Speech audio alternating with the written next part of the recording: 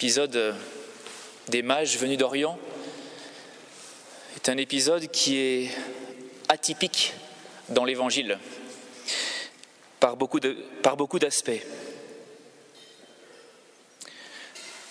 Un épisode unique, presque un conte de fées, dirait Benoît XVI. Quelque chose qui nous interpelle, quelque chose qui nous enchante. C'est une fête qui est particulièrement belle dans l'Église, au point que, vous savez que les dominicains en ont fait leur fête de Noël, parce que c'est la sagesse, la recherche intellectuelle qui conduit au Christ, qui est fêtée à travers les mages. C'est un peu le Noël des intellectuels. Et c'est rare que dans l'Évangile, les intellectuels aient une bonne place. À part Nicodème, on n'en connaît pas beaucoup. Vous savez aussi que c'est la fête des missions étrangères de Paris, leur fête patronale principale, parce que c'est la sagesse d'Orient qui vient au Christ. Et vous savez que les missions étrangères de Paris sont pour évangéliser l'Orient. Alors, fête des Dominicains, on a un héritage avec le Père Philippe. Fête des missions étrangères de Paris, on a un héritage avec Saint Jean-Louis Bonnard. C'est une fête qui doit particulièrement nous toucher aujourd'hui. Parce qu'en plus, c'est une fête qui est tout un programme pour ceux qui souhaitent être un tout petit peu intellectuels dans leur vocation et ceux qui souhaitent être aussi un tout petit peu missionnaires dans leur vocation. Alors nous voyons ces mages qui sont des hommes inquiets de Dieu, des hommes dont le cœur est inquiet et qui cherchent Dieu. Une recherche de vérité pour comprendre le sens des choses, le sens du ciel, c'est-à-dire le sens aussi de l'univers, parce que le sens de l'univers nous touche profondément, c'est aussi le sens de ce que nous sommes, de notre place dans l'univers, entre ciel et terre. C'est une recherche du sens profond de notre existence qui se trouve dans cette recherche des mages et qui aboutit à ce désir incroyable. Nous sommes venus pour l'adorer. C'est là où cette recherche trouve son sommet, son épanouissement, dans cette phrase toute simple et pourtant si grande pour des gens qui ne connaissent pas le Christ, qui ne connaissent pas qui sera le Messie, qui ne sont pas du peuple d'Israël et qui peuvent dire « Nous sommes venus pour l'adorer ». C'est une recherche de vérité qui va jusqu'aux limites du cœur humain, comme une philosophie qui voudrait scruter le cœur de l'homme et qui, plus elle scrute le cœur de l'homme, plus elle y découvre un grand vide, le vide de l'homme sans Dieu.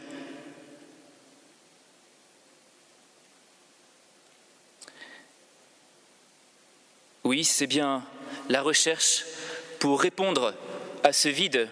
Et quand ce vide devient un appel, il se transforme en une phrase qui dit « Nous sommes venus pour l'adorer », parce que lui seul peut répondre au terme de notre recherche.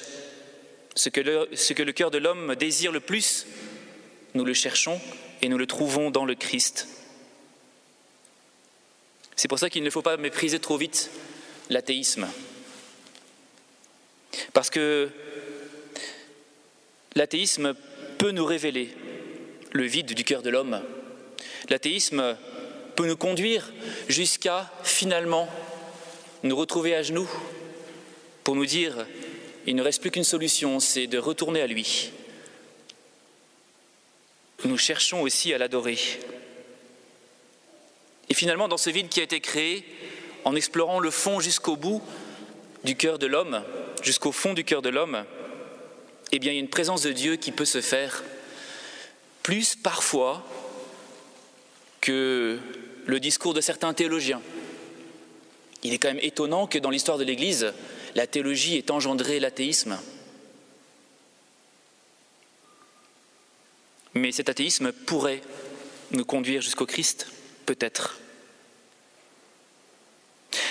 Alors ce sont ces hommes inquiets de Dieu qui arrivent à Jérusalem et qui là rencontrent Hérode et les siens, rencontrent ce peuple d'Israël, cette grande tradition d'Israël. Pour nous, ce serait rencontre l'Église. Et donc là, les missionnaires, ouvrez vos oreilles.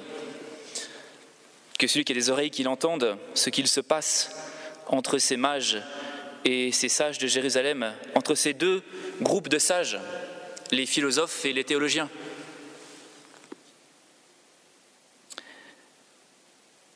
Oui, c'est un autre type d'intellectuel qui se trouve à Jérusalem. Les intellectuels de la théologie. Certains sont sages, par exemple Nicodème. Il est possible que Nicodème ait été à Jérusalem à ce moment-là. Et comme l'Évangile nous dit que c'était un grand témoin dans tout Jérusalem, eh bien, s'il était un des docteurs en Israël, c'est impossible qu'il n'ait pas perçu ce qui se passait. Et donc tous ces sages, il y en a qui sont bien quand même. Il y en a peut-être au moins un. Mais vous savez bien que parfois les intellectuels chrétiens, eh bien c'est comme Heidegger le dit, ils sont des petits esprits intrigants. Parce qu'ils sont tellement sûrs de leur sagesse, tellement sûrs de leur conclusion qu'il ne se passe rien pour eux. Ils ne sont pas inquiets de Dieu. Non, ils sont inquiets de leur pouvoir. Ils sont inquiets d'eux-mêmes. C'est très étonnant. Ils sont tellement remplis de la connaissance de Dieu qu'ils n'ont plus de connaissance de Dieu. Et ce sont les païens, par leur sagesse, qui viennent frapper à leur porte. C'est ça qui est étonnant. Ça, c'est la rencontre missionnaire. Quand les païens viennent frapper aux portes de la mission. Du côté de l'Église, comment est-ce qu'on se laisse éveiller par le désir de ces gens qui ne connaissent pas encore le Christ, mais qui le cherchent? Comment est-ce qu'on se laisse éveiller par ce désir de l'homme qui cherche Dieu et qui vient frapper à nos portes? C'est incroyable. La première lecture le dit. Alors ton cœur se dilatera quand tu verras tous ces gens qui viennent de l'Orient et de l'Occident, qui viennent à toi avec ces chameaux, avec ces trésors des mers, les trésors de la sagesse humaine, qui viennent jusqu'à toi. Ton cœur se réjouira et se dilatera. Tu n'en reviendras pas, tu n'en croiras pas tes yeux. C'est ce qui se passe en mission, quand on voit que les gens viennent à nous parce qu'ils cherchent Dieu, simplement. Est-ce que notre cœur se dilate quand nous voyons ces gens venir à nous? Et du côté des païens, c'est incroyable cette pauvreté qui leur permet de frapper à la porte de l'Église. Ces gens qui savent des choses, ces gens qui sont riches des trésors les plus éminents de l'humanité, qui viennent comme des pauvres frapper à la porte de l'Église. C'est sûr que si l'Église est sur son piédestal et qu'elle est celle qui connaît, alors elle donnera les renseignements. Par ici, s'il vous plaît. Nous savons, nous, que c'est par ici. Oui, mais il ne suffit pas de savoir que c'est par ici. Est-ce que ton cœur se dilate suffisamment pour les accueillir et pour épouser leur joie, communiquer avec eux cette joie? Est-ce que leur étoile qui s'est levée devient aussi l'étoile de ton cœur? Les païens qui cherchent Dieu peuvent nous apporter l'étoile. Laissons l'étoile se lever en nos cœurs à travers l'interrogation de ces gens qui cherchent Dieu. Alors nous pourrons avec eux aller vers le Christ. C'est cela la rencontre missionnaire. Et puis ils offrent ces présents. Ces présents aussi sont étonnants, ces cadeaux qui sont pleins de sens. C'est différent des cadeaux des bergers. Vous avez remarqué que les bergers ont aussi offert des cadeaux, mais ce n'est pas les mêmes cadeaux. Les bergers, ils offrent ce qu'ils ont de meilleur d'ailleurs. C'est beau. Alors, ce que j'ai, je te le donne. Comme dans la pastorale des Descendants de Provence, je te donne mon chien, qui est ressuscité en plus. C'est vraiment ce que j'ai de meilleur. Je te donne les prémices de mon troupeau, les prémices du lait, du fromage. Ce sont des cadeaux qui sont proches de leur cœur, ce sont des cadeaux qui sont affectifs. Mais avec les mages, c'est un peu différent. Ce sont des cadeaux qui sont proches de leur intelligence. Des cadeaux qui révèlent leur sagesse, qui révèlent la sagesse qui habite leur cœur, mais qui révèlent aussi l'amour qui habite leur cœur. Parce qu'un cadeau, c'est toujours un don, c'est jamais une conclusion intellectuelle. Il y a quelque chose de profondément enraciné dans leur cœur à travers ce cadeau.